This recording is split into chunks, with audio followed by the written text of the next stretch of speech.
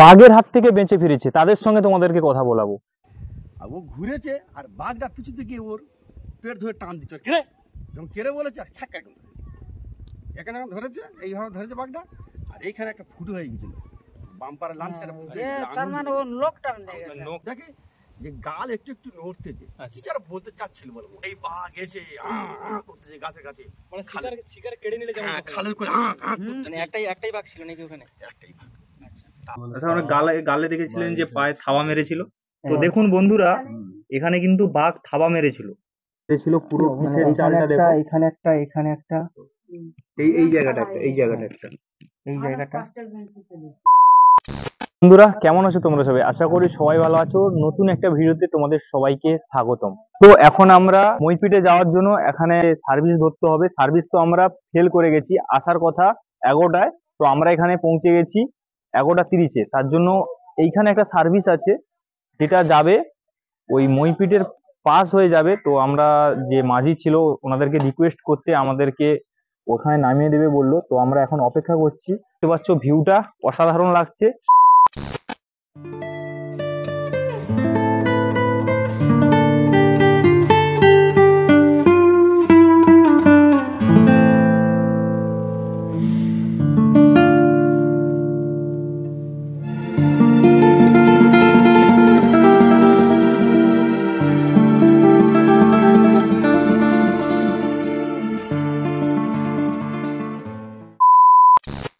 আর এখানে দেখো ফিশিং করা হচ্ছে, ঠিক আছে, জাল দেওয়া আছে,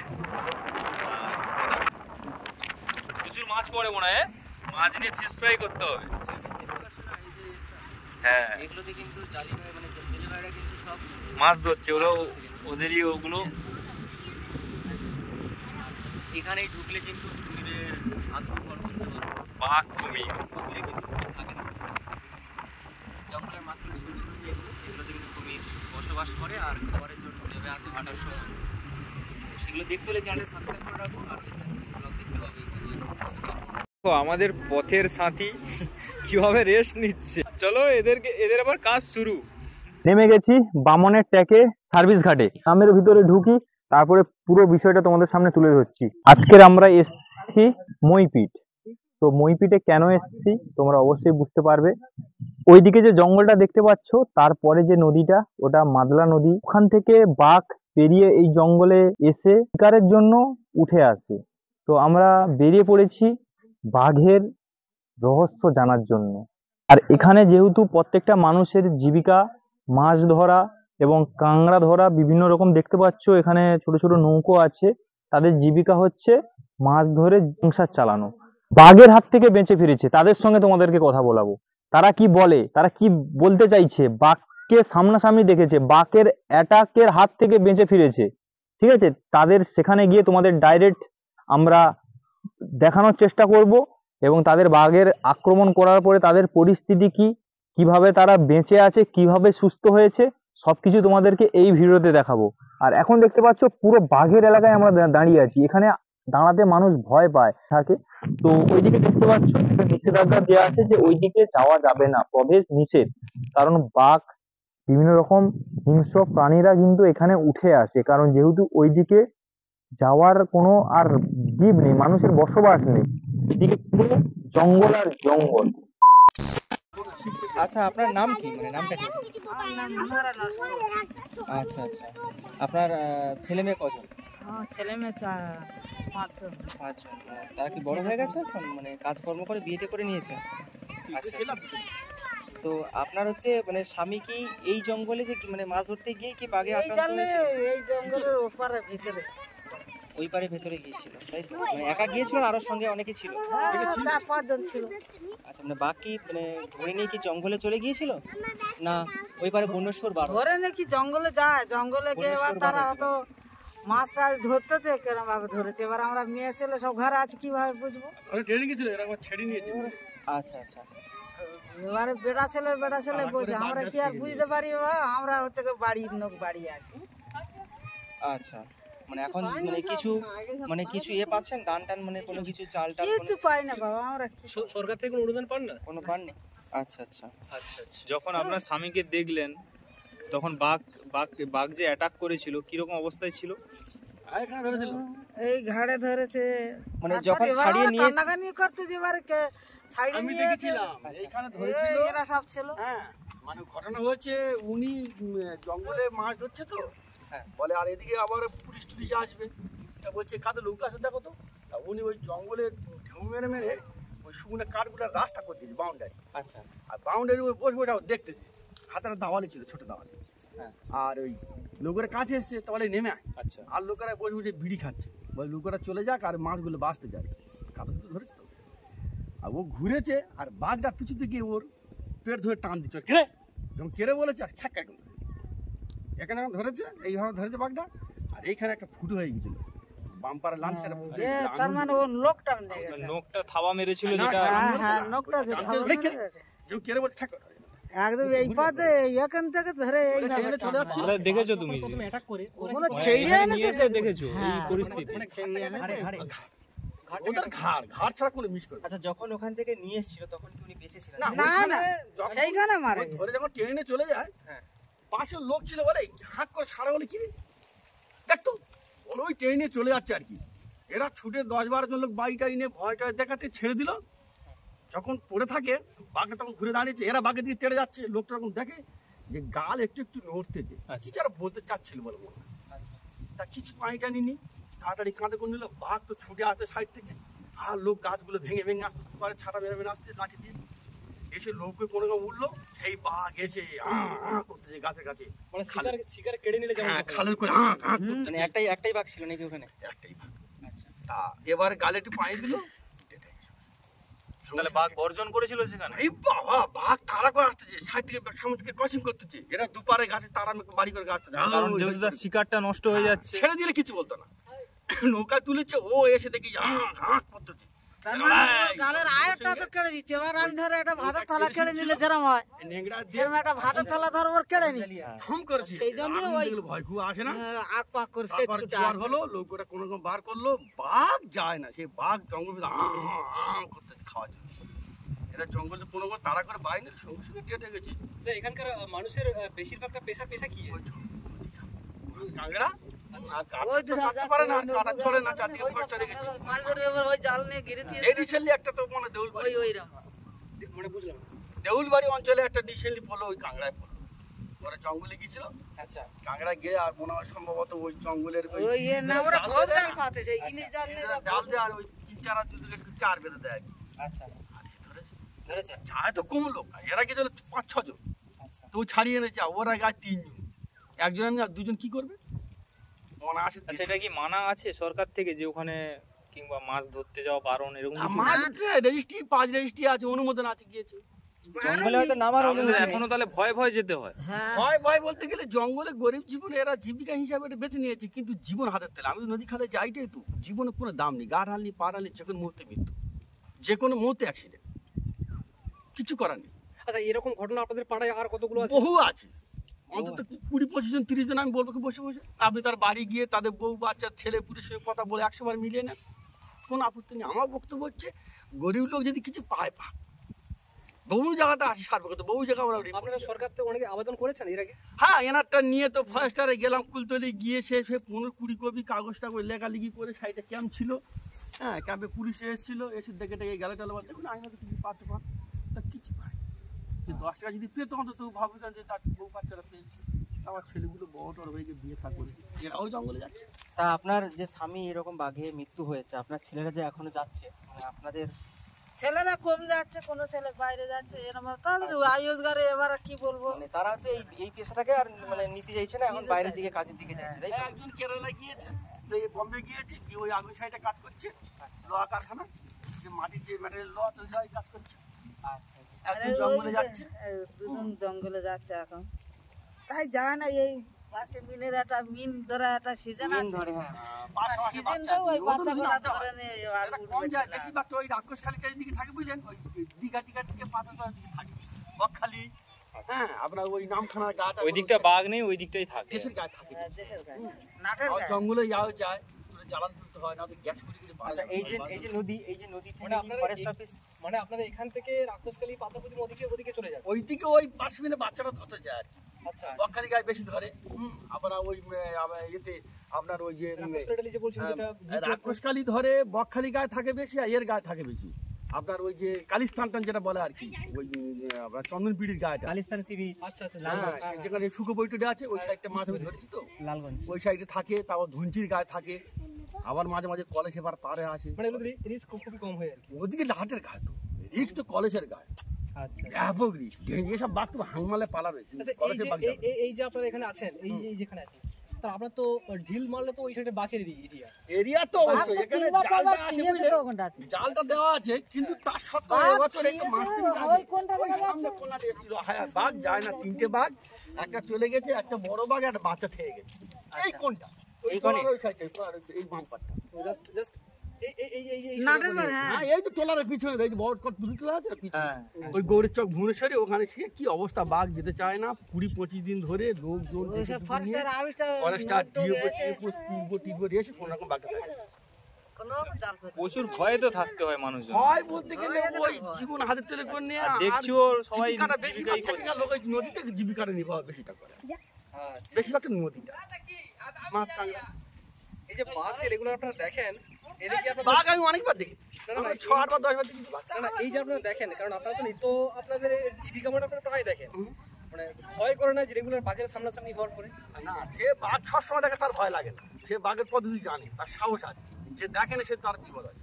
কুমির টুমি আছে এই নদীতে? এই নদী কুমির আসে না, খুব ওই ধনচি কুমির বহুবার দেখি। হরিণ টুরিণ আছে এর পাশাপাশি? হরিণ দেখা যায় মাঝে মাঝে, এখন জাল দেওয়া আছে, আসে না। ওই ছেঁড়াটার মধ্যে শুকর বার হয়েছিল, বনশুয়োর বার হয়েছিল ওখানে, কোন নাটে বাঘ পার হয়েছিল গত বছর, বলতে ফার্স্ট আর জাল ছেড়ে দিয়ে।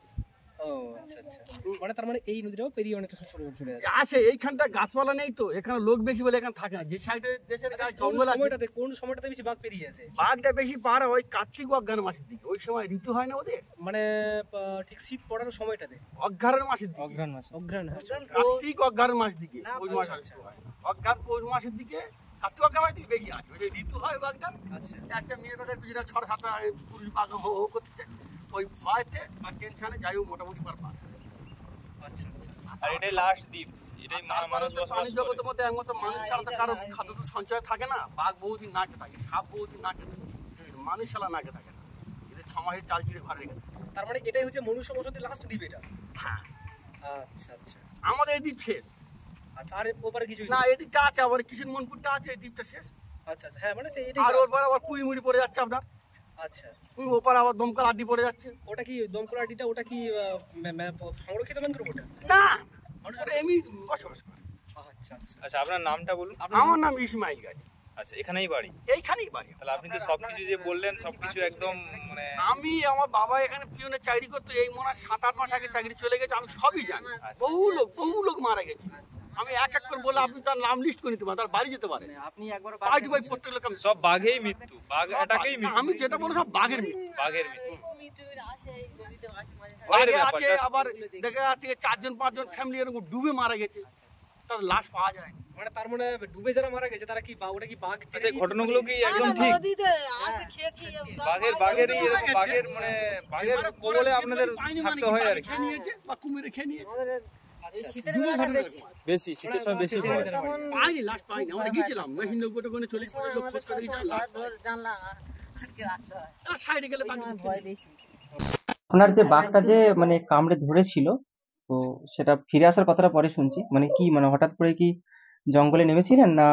হ্যাঁ, আমরা জানানো বলে ঘরের থেকে নেমে, আচ্ছা মানে দেখছি সবাই স্রোতে নেমেছি, নেমে কাল ধরে উপরে উঠবো। আচ্ছা, খালি না ওঠার, মানে ওপরে না ওঠার আগে ওপর থেকে লাগবে। বাঘটা কি বড় সাইজের ছিল? বড়।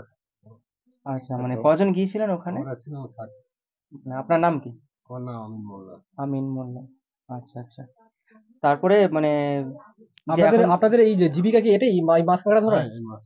আচ্ছা, বাঘে যখন অ্যাটাক করার পরে মানে আপনি তো বেঁচে ফিরে এসেছেন, এখন আপনি কি মানে এখন স্বাভাবিক সুস্থ জীবনযাপন করছেন? না, এমনি তো এই মা হাত মা পা, মানে হাতটা, মানে হাতটা দেখান তো একটু, হাতটা দেখান তো একটু। এই মা হাত, এই মা মানে আচ্ছা, আমরা গালে দেখেছিলেন যে পায়ে থাবা মেরেছিল। তো দেখুন বন্ধুরা, এখানে কিন্তু বাঘ থাবা মেরেছিল, আর উনি কিন্তু হ্যাঁ পিঠেও থাবা মেরেছে। একটু একটু ঘুরে না, এটা আলোর দিকে ঘুরুন। এই যে আচ্ছা আচ্ছা, এটা এটা বাঘ ধরেছিল এখানে এই জায়গাটায়। হ্যাঁ হ্যাঁ পুরো থাবা মেরেছিল, পুরো মানে পিঠের এখানে চালটা একটা দেখো। এখানে একটা এই জায়গাটা একটা, এই জায়গাটা একটা। এই জায়গাটা, মানে এত বড় বাঘ। তারপরে আপনাকে যখন ওই বাঘ মানে কামড়ালো, মানে তখন আপনি কি মানে সুস্থ অবস্থা, মানে কি সজ্ঞানে ছিলেন না অজ্ঞান হয়ে গেছিলেন? না ওখানে ও জ্ঞান ছিল। জ্ঞান তো ছিল, তাই বাঘটা তো? ছেড়ে দিয়ে চলে গেছে। না ছাড়েনি, ও লাফ দিয়ে এসে যখন আমার এখানে একটা পা এইখানে পড়েছে, বুঝতে পারছি এইটাই আচ্ছা। কামড় দিতে পারেনি। আচ্ছা ও লাফ দিয়ে এইখানে একটা পা পড়েছে আর এইটাই একটা পড়েছে। আচ্ছা আচ্ছা বুঝলে, এটা গলাটা আমার কেটে ছাড় হয়ে গেছে, এটা আচ্ছা গাল থেকে এটা ছাড় পুরো হয়ে গালটা গেছে। কেটে গিয়েছিল। হ্যাঁ একদম পুরোটাই কেটে গেছে। এবারে আমাকে ফেলে দিয়ে দূরে নদীর সুতো আমি পড়ে আছি মানে রয়ে। হুম। এবারে আমার পাশে যারা ছিল তারা জ্ঞান হয়ে গেল। আচ্ছা আচ্ছা, পাশে যারা ছিল তারা জ্ঞান হয়ে মানে গেল। তাদেরকে না ধরেও তারা জ্ঞান হারিয়ে ফেলেছে তারা। হ্যাঁ ওরা কিন্তু আছে আমার বাঘের গা ধরে ওরা জমে আছে, কিন্তু তারা আর ওই তুমি এই না। আচ্ছা আচ্ছা, তারা ওই জিনিসটা দেখতে মানে হয়, সহ্য করতে হয়, পারেনি। হয়। তো ভাই ছিল ওর পিছনে, ও কাঁদতেছে। এবারে ওরা না কেউ বাড়ি টাড়ি না করার জন্য বাঘটা তখন ও আমার এইভাবে কামড় দিচ্ছে। আচ্ছা, এভাবে কামড়টা ঘাড়ে ঘাড়ে কামড়াচ্ছে। হ্যাঁ এইভাবে ঠিক। আমি তো ডান পাশ করে পড়ে আছি, আচ্ছা এবারে কামড়। এবার আমার হাতের যে কোটটা ছিল, আচ্ছা কোটটা মানে কাঁধের ওপরে ছিল। আচ্ছা ও সেই দিক থেকে কোমরটা আমাকে দিচ্ছে। আচ্ছা, আমি ডান হাত দিয়ে কোটটা মানে ও পুরোটা যেমন হা করেছে হ্যাঁ চাপ দিচ্ছে, এবার কোটটা তখন চাপিয়ে দিল। আচ্ছা যত কামড় ছুপেছে হ্যাঁ মানে সেই কোটটার ওপরে কামড়টা ছিল। আচ্ছা এই যে দাগ দেওয়া যাচ্ছে বা এই গলায় যে দাগ দেওয়া যাচ্ছে, হ্যাঁ এটা ওর এই বড় দাঁতের আচ্ছা। দাগটা। আচ্ছা, মানে মুখের সামনে যে দুটো দাগ থাকে বড় বড় দুটো, হ্যাঁ ওই পুরুলটার জন্য ওরা আর মাংস পর্যন্ত ভালো করে গভীরে আর কামড়াতে পারেনি। হ্যাঁ ফার্স্ট যে থাবাটা মেরেছিল আপনার যে গালে, এটা পুরো ঝুলে গিয়েছিল। হ্যাঁ এটা একদম কেটে তারপরে দিতে ঠিক হবে। আক্রমণ করতে পারেনি। বাঘটার ওজন তবু কত হবে? হ্যাঁ, তখন তো 60-70 কিলো এরকম ওজন হবে। আচ্ছা আচ্ছা এরকম ঘটনা কি এখানে প্রায় হয়ে থাকে? প্রায় হয়ে থাকে না এখানে। এবার যারা জঙ্গলে যাচ্ছে বা যারা আগে প্রচুর হচ্ছিল, এখন খুব কম। আচ্ছা, আগে প্রচুর হয়েছিল। আপনাদের নিয়ারেস্ট ফরেস্ট অফিস কোনটা? মইপিট? আর মইপিট আমাদের নলগোড়া, এটা হচ্ছে নলগোড়া আচ্ছা। যারা কুয়ারমুড়ি।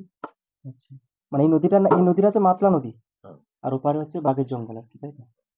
আচ্ছা আচ্ছা, বাঘ এমনি মূলত কি মানে কিরকম টাইমে পেরিয়ে আসে? এই শীতকালের সময় আসে না বর্ষাকালে? শীতকালে। শীতকালেই বেশি আছে। মানে গরু ছাগল এরকম কোনো কিছু নিয়ে চলে গেছে, এরকম কোনো না এখানে খবর আছে? এবছর কোনো গরুর সেরকম কোনো ক্ষতি হয়নি। প্রত্যেক বছরে কি হয়, এবছরে 4-5 সাথে খেয়েছে। শীতকালে বেশি পেরিয়ে আসে কেন? আর শীতকালে ওপারে থেকে এপারে বেশি আসে, মানে ওপারে তো জঙ্গল খুব একটা ইয়ে পায় না, এপারে জঙ্গল ঘন আর ওপারে কোনো খাদ্য পাচ্ছে না, আর জাল দিয়ে সব তো ঘেরা আছে। জাল দিয়ে ঘেরা আছে নদীর পাড়টায়? হ্যাঁ হ্যাঁ আচ্ছা এবারে জেলেরা উঠছে, মাছ কাঁকড়া ধরছে, উঠে কোনো জায়গায় খুলে দিয়েছে খালের নাসি থেকে, বা মাছ খারাপ হয়ে গাছের কাঠ খারাপ হয়ে যেগুলো পুঁতে দিয়েছিল আচ্ছা, ভেঙে পড়ে যাচ্ছে। একটা বাঘের ওজন তো অনেক, তাই না? না, এমনি ভেঙে নোনা হ্যাঁ। পোকা থেকে খেয়ে নিলে এমনি ভেঙে পড়ে যাচ্ছে। প্রত্যেক বছর ওকে দিতে হয় সেভাবে। এবছর ধরো 5 থেকে 6 বার ছিল, তার 2-3 দিন করছিল। আচ্ছা ফরেস্টার থেকে এসে বা আমাদের কোস্টাল এসেছিল, ওরা টাকা সহযোগিতা করে ওরা পার করেছে। আচ্ছা এপারেও এখনো মানে যে জঙ্গল আমাদের এই পাশে হয়ে গেছে, হ্যাঁ, ওই জঙ্গলেও হরিণও আছে। ওই যে বনশুয়ার হ্যাঁ, হ্যাঁ, মানে এখনো আছে হ্যাঁ, ওদের এপাশে আছে। ওরা যার জন্য সে পাশে পার হয়। আচ্ছা আপনার জায়গাটা যে এখানে একটু আপনি অ্যাড্রেসটা বলুন, গ্রামের নাম বলুন। মইপিট নগে না, আচ্ছা। মইপিট। এটা কি এটা থানা কি আছে এটা? এটা কুলতলি, মানে কুলতলি। কুলতলি ডাক, এটা কোস্টাল হয়েছে। আচ্ছা, কোস্টাল থানা, কুলতলি আর কোস্টাল। এখানে জীবিকা হচ্ছে ওই মাছ মাছ ক্যাংড়া। কাঁকড়া, হ্যাঁ। আর এইটা মাছ হলো- ক্যাংড়া ধরতে যাচ্ছে, আপনারা যেহেতু যাচ্ছেন নদীতে, এই যে আপনার উপর যে বিপদটা ঘটলো, এরকম তো সবার উপরে ঘটছে। আবার কেউ, আপনি বেঁচে ফিরেছেন আজকে, তার জন্য আপনার মুখ থেকে সরজমিন বিষয়টা জানলাম, কিন্তু যে মারা যাচ্ছে তাদের পরিবারের তো, তাদের যে ফ্যামিলি আছে বিষয়টা জানতে পারছে না। এবং এটা কি বিধবা পাড়া বলে একটা না, এখানে বিধবা পাড়া মানে এর আগে যে খুব প্রচুর হামেশাই হতো। হামেশাই হতো। সেই এটা জন্য মানুষের একটা মন গড়া নাম। হ্যাঁ। কিন্তু অ্যাকচুয়ালি নামটা কি? পাড়াটার অ্যাকচুয়ালি নাম কি? এটা মইপিট নগর নয়, মানে এটা মুসলিম পাড়া বলে। আচ্ছা, কিন্তু বাঘরা এত চলতি ভাষাটা কি, চলতি কথা, এটা কি বিধবা পাড়া নামে পরিচিত, তাই তো? না না না, বিধবা পাড়া বলে কোনো পাড়া এখানে বিধবা পাড়া বলে কোনো পাড়া হয় না, পাড়া কিন্তু হয় না। আগে এত বাঘের অত্যাচার হতো, হ্যাঁ, তার স্বামী মারা গেলে স্বামী মারা যেত, তখন বিধবা হতো, হ্যাঁ, কিন্তু সেটাই। সবাই বলতো যে বিধবা পাড়া, কিন্তু অ্যাকচুয়ালি হ্যাঁ, বিধবা পাড়া বলে কোনো কিছু নেই, এটা আমরা এখানে এসে যেহেতু জানতে বিধবা পারলাম। পাড়া হলে সেখানে কোনো পুরুষ ছেলে বলে থাকে না। হ্যাঁ, কিন্তু এই বাঘের হ্যাঁ। মৃত্যুর কারণেই হ্যাঁ। সাধারণ মানুষ বলতো। হ্যাঁ, কোন জায়গায় আক্রান্ত বেশি হয়েছে, কোন জায়গায় কম হ্যাঁ, হয়েছে, হ্যাঁ। হয়তো কারো 2-5টা 10টা হয়েছে, কোন জায়গায় 20-30টা হয়ে গেছে আচ্ছা এইভাবে। আর যা এইখানটা যা দেখতে পাচ্ছি আপনারা তো অনেক ভয়ের মুখে এবং কষ্ট হ্যাঁ। করে জীবনযাপন করতে হচ্ছে। রাত ভিত বাড়ানো এই আচ্ছা, যে- আপনি আমার তাহলে দুটো এখন ছেলে কি এখন করেন? জঙ্গলে আছে, তারা নদী থেকে আমার ধরছে, এখনো দুটো ছেলে আছে, আচ্ছা আর আমি তো কোথাও যেতে পারি না। আচ্ছা, মানে আপনার পেশা এখন বাড়িতেই থাকেন, আপনার ছেলেরা হ্যাঁ, কাজ করেন? আচ্ছা আচ্ছা, ধন্যবাদ। তো সরজমিন আপনাদের দেখালাম, খুব ভালো লাগলো। আর এখানে পরিবারের সবাই আছে। তো উনি তো মানে বাঘকে দেখে এসছে, অনেকটা আপনার সৌভাগ্য, কারণ বেঁচে ফিরেছে। তুলে তাদের বাঁচানো হয়েছে, আচ্ছা, আর খুব অভাবের সময় যাচ্ছে না। তখন ভিটে করে এখানটা- ভিটে করে এখানে খাওয়া দাওয়া, মানুষের খাওয়া বন্ধ। খাওয়া হচ্ছে হয়তো না। এক বস্তা আটা কিনে নিয়ে এলে তার কত আটা কিনে বিক্রি করে ভাব। অনেক কষ্ট করে মানে হ্যাঁ। সেই বাঘের মুখ থেকে আজকের এই জায়গায়, তো আপনাদের কাছে এটা আমরা তুলে এখন অনেক ধরছি। উন্নতি হয়ে গেছে। হ্যাঁ, অনেক উন্নত রাস্তাঘাট। তো তোমাদের যতটা পারলাম এই ভিডিওতে শেয়ার করলাম। আজকের ভিডিওটা এই পর্যন্ত। ভালো লাগলে লাইক, কমেন্ট, শেয়ার এবং সাবস্ক্রাইব করে চ্যানেলটার পাশে থেকো।